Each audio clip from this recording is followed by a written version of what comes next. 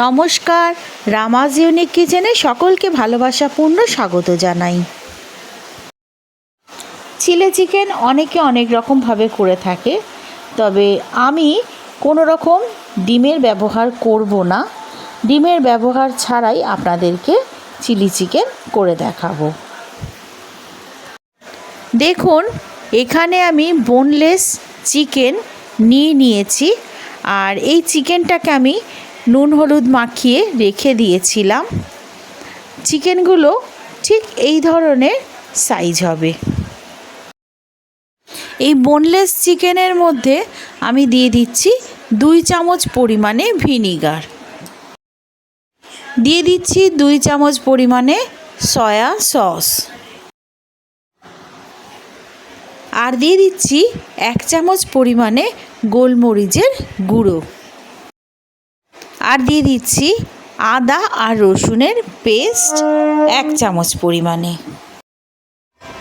2 চামচ পরিমাণে কর্নফ্লাওয়ার, আর দিয়ে দিচ্ছি 2 চামচ পরিমাণে ময়দা, আর 2 চামচ পরিমাণে চালের গুঁড়ো। এই চালের গুঁড়োটা দিলে খুব মুচমুচে হবে, আর এখানে কিন্তু ডিম দেওয়ার কোনো প্রয়োজন নেই। দিয়ে দিলাম 1/4 টিস্পুন লবণ। এবার সমস্ত উপকরণগুলোকে ভালো করে মেখে নিতে হবে। এবার এটাকে আধা ঘন্টা মতন রেস্ট হতে দেব। এই চিলি চিকেন বানাতে কিন্তু আমার এখানে আদা, রসুন, বড় বড় করে কেটে নেওয়া পেঁয়াজ, ক্যাপসিকাম, ছোট ছোট করে কেটে নেওয়া পেঁয়াজ, আর 4টে মতন কাঁচা লঙ্কা আমি নিয়ে নিলাম। এগুলো সবই আমাকে রান্না করতে লাগবে। আর একটা বাটিতে আমি 2 চামচ মতন কর্নফ্লাওয়ার আর সামান্য পরিমাণে এর মধ্যে জল মিলিয়ে দিলাম। আর একটা বাটিতে আমি 2 চামচ পরিমাণে সয়া সস আর 4 চামচ পরিমাণে টমেটো সস আমি এটাকে এর মধ্যে মিলিয়ে দিলাম। এই টমেটো সসটা একটু মিষ্টি হবে, আবার একটু টক ভাবও থাকবে বলে একটু বেশিই দিলাম। ভালো কালার আসার জন্য এরই মধ্যে আমি কাশ্মীরি গুঁড়ো লঙ্কা মিলিয়ে দিলাম, আর দিয়ে দিচ্ছি চিলি সস। এটাও আমি 2 চামচ পরিমাণে দিয়ে দিলাম। এবার এটাকে ভালো করে মিলিয়ে নিয়ে এটাকে আমি এখন আপাতত সাইডে রাখছি। এগুলো আমি সব রেডি করে রাখলাম। এবারে আসছি আসল জায়গায়। আমি কড়াই বসিয়ে দিয়েছি, কড়াই গরম হয়ে গেছে, তারই মধ্যে আমি দিয়ে দিলাম রিফাইন অয়েল, আর সেই তেলটাও আমার গরম হয়ে গেছে। তারই মধ্যে আমি আমার ম্যারিনেট করা চিকেনগুলো একে একে ছেড়ে দিয়ে এই চিকেনগুলোকে আমি ডিপ ফ্রাই করে নেব।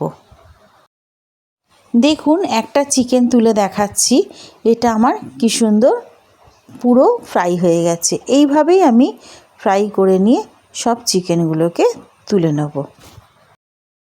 দেখুন, আমার চিকেনগুলো সব লাল লাল হয়ে ভাজা হয়ে গেছে। এগুলো এবার তুলে নিচ্ছি। যেহেতু ওই কড়াইতে তেলটা আমার বেশি ছিল, সেই জন্য কড়াইটা আমি এক্সচেঞ্জ করে নিয়েছি। আমি এখানে একটু কম পরিমাণেই তেল দিয়েছি, 2 টেবিল স্পুন মতন তেল দিয়ে তার মধ্যে 2টো পেঁয়াজ ছোট ছোট করে কেটে রেখেছিলাম, সেই পেঁয়াজগুলো এর মধ্যে ছেড়ে দিলাম। পেঁয়াজটা ভাজা ভাজা হয়ে আসতেই এর মধ্যে আমি 10-12 কোয়া মতন রসুন ছোট ছোট করে কেটে রেখেছিলাম, সেটা এর মধ্যে দিয়ে দিলাম। আর দেখুন, 2 চামচ মতন আদা কুচি কুচি করে কেটে রেখেছিলাম, সেটাও এর মধ্যে দিয়ে দিলাম। এরই মধ্যে দিয়ে দিচ্ছি একটা গোটা ক্যাপসিকাম। দেখুন, ক্যাপসিকামগুলোকে আমি চৌকো করে কেটে নিয়েছি। ক্যাপসিকাম কিন্তু বেশি ফ্রাই করব না, এরই মধ্যে দিয়ে দেবো আমি বড় বড় করে কেটে রাখা পেঁয়াজ। পেঁয়াজটা হালকা নেড়ে চেড়েই এর মধ্যে আমি যে সসের 3 রকমের সস দিয়ে আমি যে একটা মিশ্রণ বানিয়েছিলাম সেটা এর মধ্যে দিয়ে দেবো।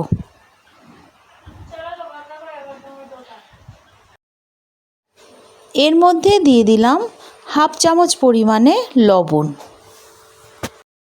শেষে এর মধ্যে যে চিকেনটা আমি ফ্রাই করে রেখেছিলাম সেই চিকেনটা দিয়ে দিলাম। এবার এটাকে ভালো করে উল্টে পাল্টে মিলিয়ে দেবো।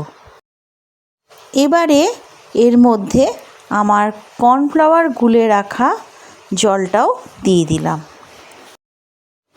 আর দিয়ে দিচ্ছি 4 থেকে 5টা ছোট ছোট করে কেটে রাখা কাঁচা লঙ্কা।